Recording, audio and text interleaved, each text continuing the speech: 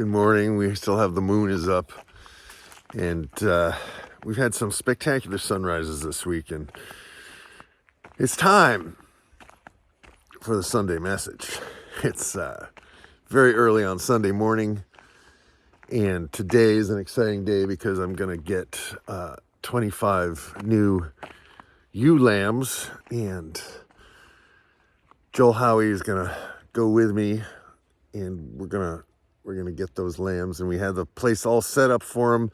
We moved the girl sheep yesterday from where they were down a road to a new pasture in a hayfield, not an old hayfield, it's just a hayfield. And it's the season is turning. It's cold, it's crisp, and we are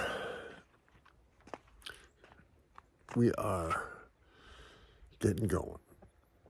So stick around. We're going to talk a lot today about paying attention, about being aware and moving through the world and taking action from a place of deep centeredness and peace.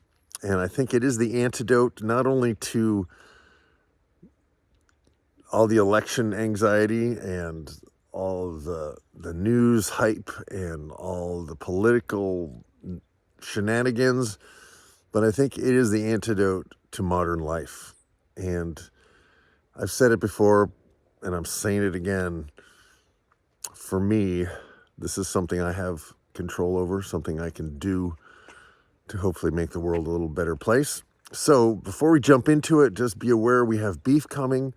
And if you're local here in northern New York State, in the North Country of St. Lawrence County, please come to Canton Apples and check them out. They have apples, and they are starting to sell my meat, my lamb, and I still have pork. And we're going to have beef, so do that. And if you're down in Albany, definitely hit me up. I am developing a meat hub down my friend Mike Covey's house in Troy, New York, which is just north of Albany. And I think that's all I have to talk about of the business. But let's begin by just taking a moment, take a few nice, long, deep breaths. We're just going to spend a little time just watching the sheep, all right? So hang with me. And the featured song today is Paying Attention, which features my friend Pete Furlong singing harmonies. And the arrangement is a very simple arrangement done by Joe Monona. And it's from my Key to Your Cage CD that I think I sold 6 of. So that will be your meditation moment. That's the featured song. So let's, without ado, jump into it. Take some nice, long, slow, deep breaths. And let's go to, I think it was yesterday or Friday. I don't know. We've had beautiful weather. So I captured just a moment with the sheep. Just give me a minute. Just give me 1 minute, okay? It's a 3-minute long thing, but just give me a minute of it before you scoot ahead, okay? And stick around for the song and stick around to the end, all right? Peace, love, grooviness, over and out. Boom, subscribe if you haven't.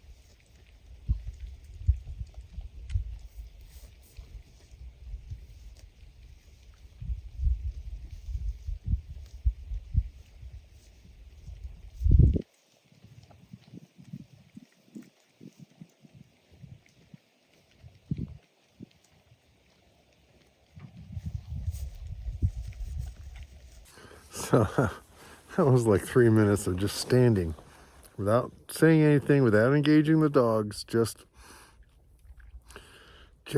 taking my time to pay attention, just to look, just to see what are they doing. The fact that they're not all yelling at me means they probably still have food in here, which is good because I have people who are going to help me move them tomorrow, and we're going to move them down this road without a fence. There's a fence on one side, but the other side just goes into woods. And so Joel and his son Luke are going to help me. Joel Howie from Canton Apples and his son Luke are going to help me. And I'm gonna lead the sheep with some apples in a bucket, and Joel and Luke are gonna follow behind with the dogs, and we're gonna walk them down that road that way, and we're gonna put them out in a hayfield so they can actually fertilize that hayfield and finish off whatever growth there's been since they made hay in September. So there's quite a bit of growth. Not all of it is ideal forage, but it's really easy to set up fences in a hayfield.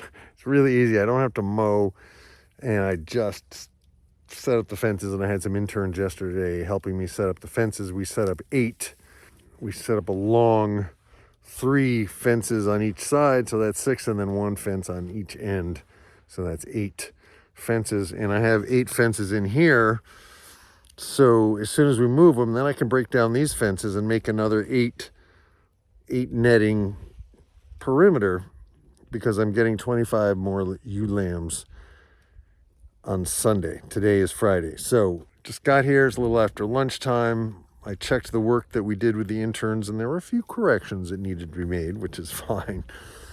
When you have interns, you can't assume they're going to do as good a job as you. And you don't ever want to shame them or judge them or chastise them. You just want to make sure that your animals don't leave, right? You just want to check their work. It's like an engineer. His boss is going to check his figures to make sure the bridge stays up. And it's not something I'm very good at, because I tend to trust people. Oh, you did it? Okay. Because last week I asked one of the interns to turn on the charger when we moved the boys over to Joel's house, and the charger was not on the next morning. So he thought he turned it on, but he didn't know that he didn't turn it on, right? And I should have checked, but if I have to check, why ask the guy to do it, right? So it's a process. If you are a control freak, which most farmers are, because we try to control what we can so that we have very chill, mellow, boring days. And that boring is in quotes. It feels good when there are no emergencies. And to take 3 minutes to just sit in a present moment, it's one of the healthiest things I do. And it really, I think, helps to keep me sane and balanced and grounded. And it's also helpful to see, these girls are working on their rumen. They're laying down. So they are converting that pasture into their energy field, into their bodies. And they've also been out there fertilizing. So I will eventually hit this whole area behind me with a brush mower. I'm working on this area still behind me where they were a couple of weeks ago. So I better get to it.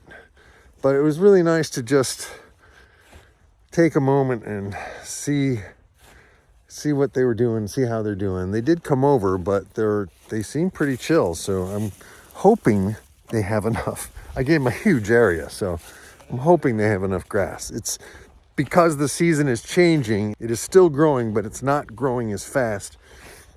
But check this out. Like, look at that. So that's what it looked like before I put them in there. And so they've been gorging themselves. They're not starving by any means, but I want to make sure my job, it's the same job with my dad. My job is to make sure they have the right amount to eat, that they have really good food to eat. That is really my job. Like, the voice in the night said to me, Mark, feed my children. But one of my practices, one of the things I have control of, and that's our theme right now in the light of the election, one of the things I have control of is paying attention to this instead of to Donald Trump's antics, right? So I'm looking, and I'd given them some hay here. Just, they don't really need it yet, but I want to see if they'll eat the hay. Like, is it junk hay? Like, I don't know. But they have been eating the hay. But if they've also been just annihilating the hay, then I know they don't have enough in the pasture. So taking time to look at the things that you might not necessarily notice, but they can tell you a lot about what's going on. And I can't remember if I turned the fence off or not, so I'm not going to cross it, but I'm going to walk it. And it's particularly on a nice day, walk your fence. Just walk your fences. When things are going well, check your boundaries. When things are going well, don't expect something to go wrong, but just pay attention. Because sometimes things change and you want to pay attention. It's about paying attention. Paying attention. That's what it's all about. Taking the time to pay attention. That's really what meditation is. Take some time and sit and pay attention to the bullshit that's crossing the screen of your mental movie house, of your mental movie theater. Like, what negative thoughts am I thinking? Oh, okay. I've just noticed that. Let's change that. Let's release that. Let's let those go. And let's focus on what really matters, on what brings us joy, and on how we can bring joy. How can we make a positive difference in the world with our presence, with our thoughts, with our actions, with our intentions, and do it in our own way. I'm not a person who's going to become a part of the political system other than voting. I couldn't take the nastiness of people in politics. But I can only affect the things within my control. So when you're walking your fences in your life, like, check in with the most treasured, most special people first. It's that whole big rocks theory. The professor, he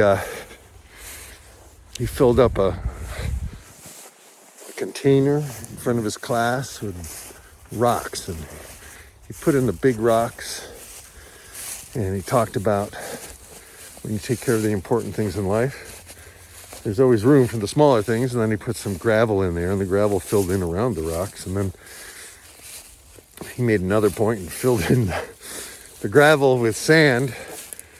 And then he poured a cup of coffee into the whole thing. He said, look, even if you fill your cup, your vessel with the big rocks, do those most important things first. Then add the gravel of other things that are important, but not as important as the big rocks, and then the sand, those little things that need to get done, they'll get done, you'll do them. But always make sure that there's time for a cup of coffee with a friend. So part of the paying attention piece, part of managing and handling what we can control, is to stop enough to notice what it is you're focusing on. And if it's negative and depressing and anxiety provoking, change your focus. And if that means rolling up your sleeves and cleaning out the garage, or that pile on your desk of all those receipts that you were going to file and you didn't for 3 years, like, make some decisions, make some time for that. Pay attention to the things you can control. and then take action on those things. And that is one way to combat depression, anxiety, and general ennui. Hi, I'll be in there in just a second, guys. Sometimes it's helpful to walk the fence on the outside, because when I'm on the inside, I'm distracted by the dogs because they want to play. So, all right. So anyway, I'm going to get to it, and thanks for spending a little time with me today.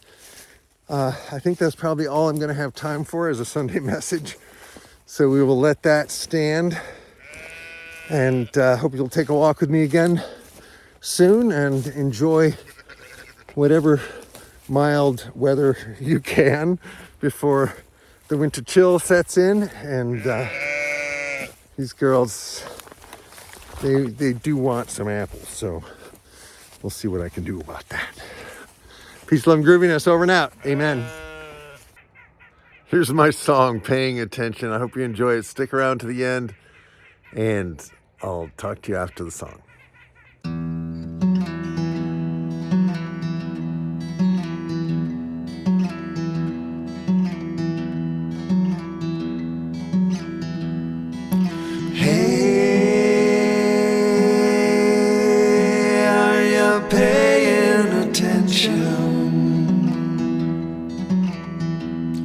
As the words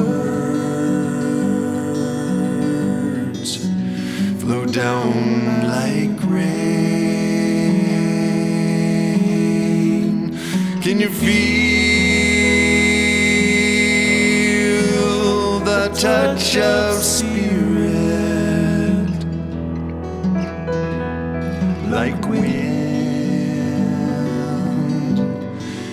in the ripening grain? Can you hear the thoughts you're thinking as blackbird gossip in the trees? It's time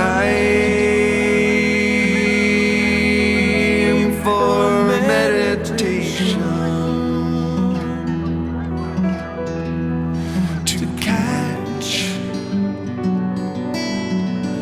an ancient lifting breeze.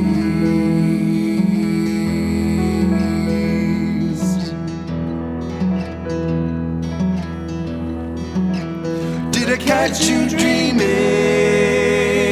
Did I catch you wide awake? The way I see it, there is no such thing as a mistake.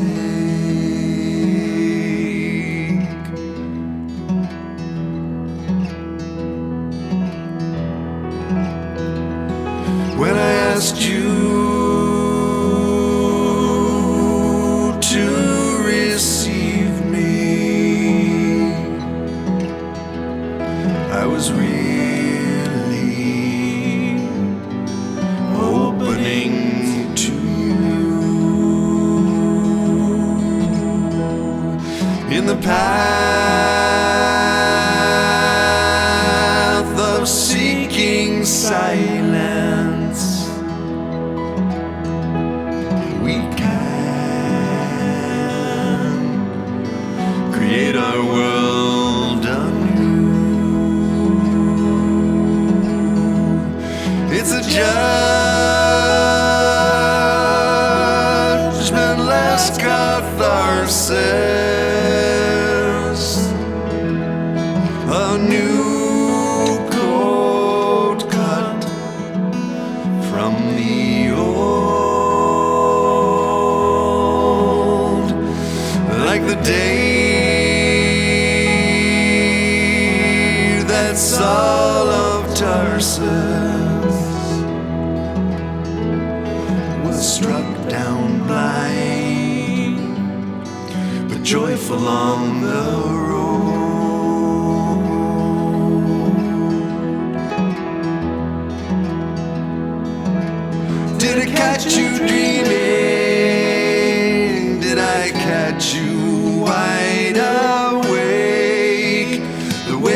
see it. There is no such thing as a mistake. Hey, I'm just trying to pay attention while the silence patiently explains the need for such a gratitude that nothing else but love remains.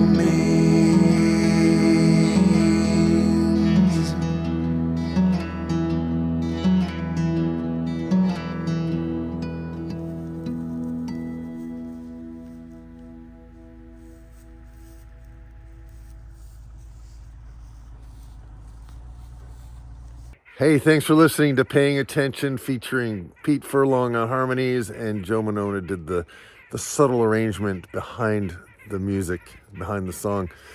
And just a couple of last things. I really appreciate your time and attention. If you haven't subscribed, please subscribe. Please leave a comment below. Please give it a thumbs up. I appreciate you folks very, very much. And if you're local, come over to Canton Apples and check out what we have there. And the meat, the pork, the lamb, the beef will be available there. And call us if you have any questions. And if you're down in the Albany area, please let me know. I'll be heading down at some point in the next month or two with an order of meat for some of my other customers down there. And we're developing a meat hub in Troy at my friend Mike Covey's house. So stay in touch. Let us know if this is helpful. Let us know what you want to see more of. And we will do the best we can to tell the story of this adventure, Healing Pastures, a farm that is also, for me, church. Anyway, peace, love, and grooviness, over and out. Boom. Amen.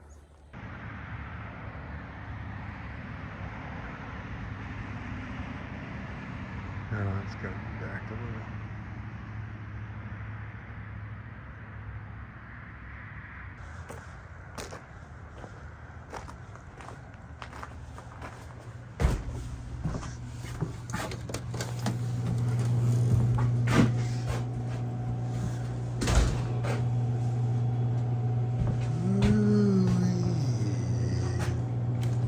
On one last bag of Evercrisp, and $5 plus $6 is $11. I'm putting it in the slot.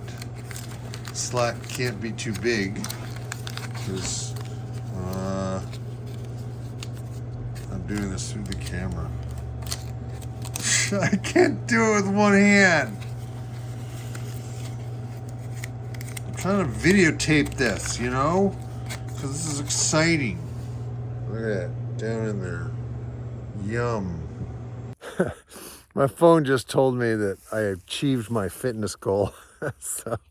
so I could stop mowing. Anyway, I've been mowing here because my deal with the landowner is to bring this hayfield back to grass. And I put the sheep through it, and I just want it to look nice, you know? I want it to look really nice for him.